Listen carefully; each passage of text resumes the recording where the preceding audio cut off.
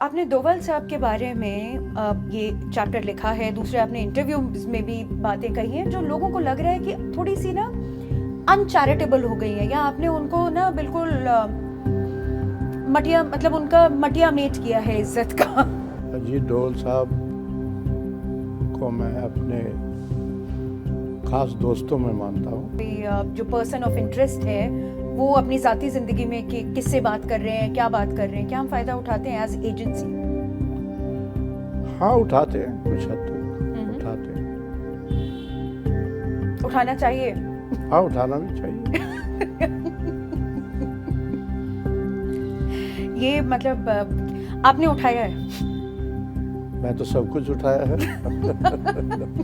सिर्फ पत्नी से थोड़ी ना लेनी होती और है। वो भी बहुत मुश्किल से परमिशन देती है। वो कहती है तुम किताब लिखना शुरू करोगी तो यहाँ हमारे घर का सत्यानाश हो जाएगा।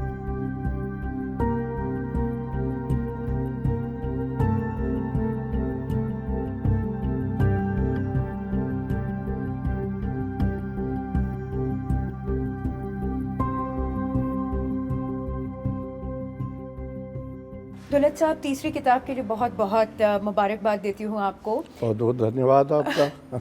ये मतलब एक के बाद एक आप किताबें लिखे जा रहे हैं, और यहाँ पे बहुत सारे जो एजेंसी के लोग तो छोड़िए, जो दूसरे भी लोग हैं वो भी एकदम अपना मुंह खोलने से डरते हैं। आपको डर नहीं लगता? नहीं, डर क्यों लगेगा? हमारे मुल्क में कोई ऐसी बंदिश तो है नहीं कि भाई आप किताब नहीं लिख सकते। और ये किताब एक्चुअली ये ऐसे है कि जब ये लॉकडाउन हुआ ना, पेंडेमिक हुआ, तो उन दिनों में मैंने बहुत किताबें पढ़ी, और पढ़ते पढ़ते मुझे ख्याल आया कि फिर शायद एक किताब और लिखी जाए। तो फिर आइडिया किसी और का था कि आप अब एक मेमोir लिखो। तो मैंने कहा ठीक है, फिर सोचते हैं मेमोir के बारे में लिखते हैं। फिर अपनी फैमिली के बारे में भी सोचना चाहिए, अपने बारे में भी सोचना चाहिए, और क्या क्या होता है। हर एक चीज़ तो हम नहीं कह सकते, या इतना उसमें वो भी नहीं है कि भाई एक मेमोir में आप पूरी राम कथा सुना दें। लेकिन फिर भी जो कुछ कहानियाँ मैं लिख सका, इसमें कहानियाँ चुटकुले ही हैं ज़्यादातर। सर, कहानियाँ चुटकुले तो हैं, लेकिन परमिशन लेने का तो सब बोलते हैं कि जी जो मैंने भी आपको कहा, मैंने अपनी बीवी से परमिशन लेके ही किताब लिखी है। सिर्फ पत्नी से थोड़ी ना लेनी होती और है। वो भी बहुत मुश्किल से परमिशन देती है। वो कहती है तुम किताब लिखना शुरू करोगी तो यहाँ हमारे घर का सत्यानाश हो जाएगा। हर जगह कागज़ वागज़ फेंकते रहते हो, कुछ कोई नोटबुक पड़ी है कहीं कुछ। तो वो परमिशन इस बार भी उसने कहा कि बस अब ये तुम्हारी अकेली किताब है, अब किताब का नाम मत लेना। तो ये तो सरकार से भी ज़्यादा सख्त है हाँ आपकी हाँ, पत्नी। सख्त है ना, तभी तो कह रहा हूँ कि मैंने बीवी से परमिशन लेके ही किताब लिखी है। अगर आगे कभी सोचा तो फिर उसको फिर मनवाना पड़ेगा। सर, बहुत कमाल से आपने बात का जो है रुख बदल दिया है, और कोई रुख क्योंकि नहीं बदला, जो आपने चाहा वही मैंने कहा। काफ़ी लोगों का मतलब अभी कहना सुनना जो है थोड़ा कम हो गया है कि पेंशन रुक जाएगी या कुछ हो जाएगा, ऑफिशियल सीक्रेट एक्ट्स के तहत बंद कर दिए जाएंगे, या कुछ कार्रवाई हो जाएगी। कौन बंद हुआ है अभी तक? कितने लोगों ने किताबें लिखी हैं? कितने एक्स इंटेलिजेंस अफसरों ने किताबें लिखी? BN मलिक साहब से लेके आज तक मैंने तो नहीं देखा किसी को बंद होते हुए हमारे यहाँ। हिंदुस्तान एक डेमोक्रेसी है, यहाँ काफ़ी छूट है, ओपननेस है। तो इसमें क्या, मुझे नहीं समझ आई कि क्या दिक्कत किस बात की है। हाँ, ये है कि कोई ऑफिशियल सीक्रेट्स जो हैं वो उनके बारे में मैं क्यों बात करूँगा, कभी नहीं करूँगा। कश्मीर के बारे में आपने दोनों किताबों में बात करी है, और काफ़ी तीनों में, हाँ। हाँ, और इस किताब में भी आपने बात करी है। तो पिछली 2 किताबों में तो काफ़ी हो हल्ला मचा था कि दुलत साहब ऐसे कैसे कह सकते हैं, इन्होंने तो मतलब सारे अपने दोस्तों के की बारे में मतलब बात खोल दी है, ऐसे तो हमारा वहाँ पे पूरा जो सिस्टम है वो ही ठप कर दिया है। इस बारे में आपको कुछ कहना है?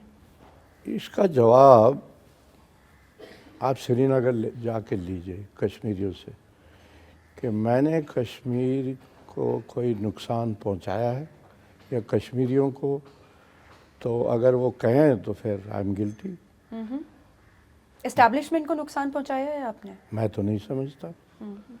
अगर इस्टेब्लिशमेंट को नुकसान हुआ है तो फिर इस्टेब्लिशमेंट मुझे कहे कि भाई तुमने ये नुकसान किया है। पर आपको कभी मतलब कुछ ये आपकी किताबों के बारे में कुछ नहीं कहा गया है कि आप ऐसा क्यों लिख रहे हैं या आपने क्यों ये बात कही? नहीं, जब पहली किताब मैंने लिखी थी कुछ सीनियर कॉलीग्स ने कहा था कि तुमने कोई सीक्रेट बात तो नहीं डिस्क्लोज की है। मैंने कहा नहीं, बिल्कुल नहीं है। उन्होंने कहा फिर ठीक है, फिर क्या है, ऐसा नहीं है।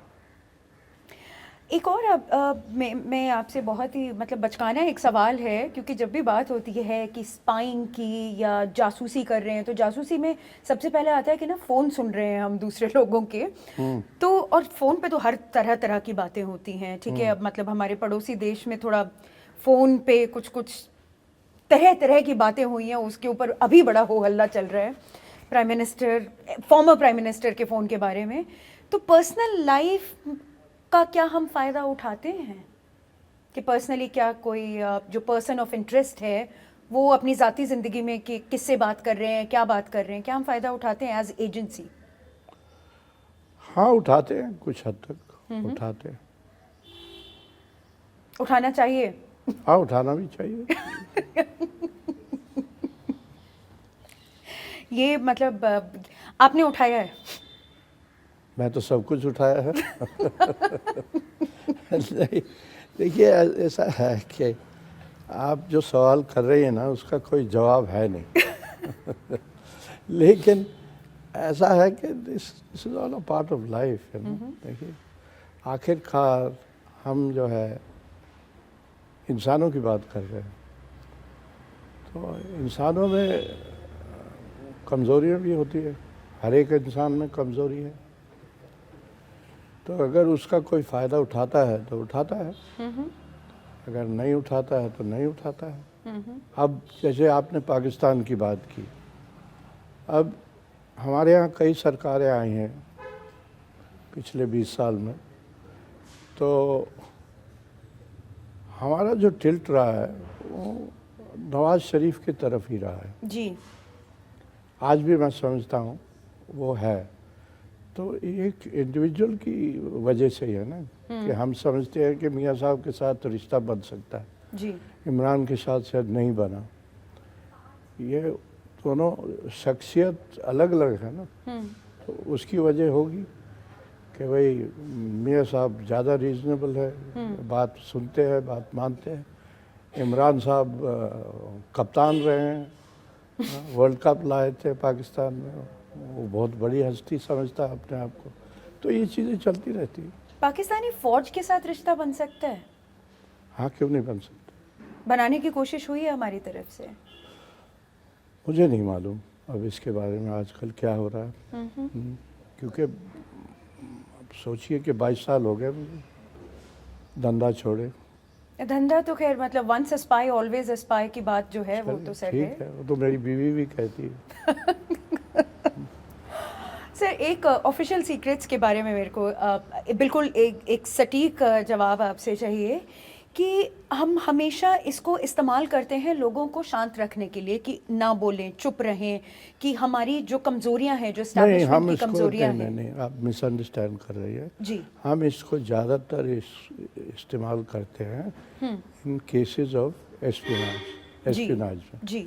अगर कोई स्पाई पकड़ा जाता है जी। तो उसके खिलाफ फिर यही लगता है ऑफिशियल सीक्रेट्स एक्ट। जैसे अगर हमारे यहाँ से कोई पाकिस्तान को या चीन को या अमेरिका को या रूस को खबर दे रहा है तो वो फिर इसके अंदर लायबल हो जाता है। लेकिन सर पत्रकारों के ऊपर भी मतलब उनको इसी चीज पे पत्रकार धमकाया किसी- जाता है। नहीं, किसी पत्रकार पे तो ऑफिशियल सीक्रेट्स एक्ट नहीं लगा है। नहीं लगा नहीं है, लेकिन धमकी जरूर दी जाती है ना कि अगर आप इन्वेस्टिगेटिव जर्नलिज्म कर रहे हैं तो क्योंकि आपने ये बात निकाली है तो ये तो ऑफिशियल सीक्रेट्स है। तो फिर जिसने आपको वो ऑफिशियल सीक्रेट दिया उसको पकड़ना चाहिए, आपको क्यों? आपका तो काम है। जी सर, इस किताब में आपने जो आखिरी एक मतलब मैं ये इंटरव्यू कर ही नहीं सकती अगर मैं उस आखिरी चैप्टर के बारे में आपसे बात ना करूं। हाँ, करिए करिए। आपने दोवल साहब के बारे में ये चैप्टर लिखा है, दूसरे आपने इंटरव्यूज में भी बातें कही हैं जो लोगों को लग रहा है कि थोड़ी सी ना अनचैरिटेबल हो गई हैं, या आपने उनको ना बिल्कुल मटिया मतलब उनका मटिया मेट किया है इज्जत का। क्या आपको ऐसे लगता है? बिल्कुल बिल्कुल। देखिए, I hold him in the highest esteem. जी अजीत डोल साहब को मैं अपने खास दोस्तों में मानता हूँ। वो चैप्टर लिखा था इसलिए कि हमारे ख्यालात जो हैं दोनों के अलग अलग हैं, लेकिन उससे दोस्ती पे कोई असर नहीं पड़ना चाहिए। जी that is the gist of that last chapter that we can differ, we can disagree, but we can still be friends. पर सर अभी तो दोस्तियां केवल मतलब अभी तो घरों में रिश्तेदारियां टूट जाती हैं अगर हम पॉलिटिकली अब अलाइन टूट नहीं हैं। जाए तो फिर उसका कोई इलाज नहीं। लेकिन बातचीत बंद चलती रहनी चाहिए। नहीं, मेरी तरफ से कभी टूटेगी नहीं। ये आप कह रहे हैं कि आपकी तरफ से नहीं मेरी तरफ से कभी टूटेगी नहीं। उनकी तरफ से टूटी है? नहीं, अभी तक तो नहीं टूटी। अब वो क्या सोचते हैं आप उनसे पूछ लीजिए। जी वो तो बात ही नहीं करते हैं खैर। उसका भी मेरे पास कोई इलाज नहीं। मैं ज़्यादा बात करता हूँ। नहीं आप ज़्यादा बात करते हैं, मगर कमाल की बात यह है कि आपको तो चुप रहने को कोई नहीं कहते हैं। फिर तभी धड़ल्ले से एक किताब के बाद दूसरी की, दूसरे के बाद तीसरी है। बहुत बहुत धन्यवाद सर।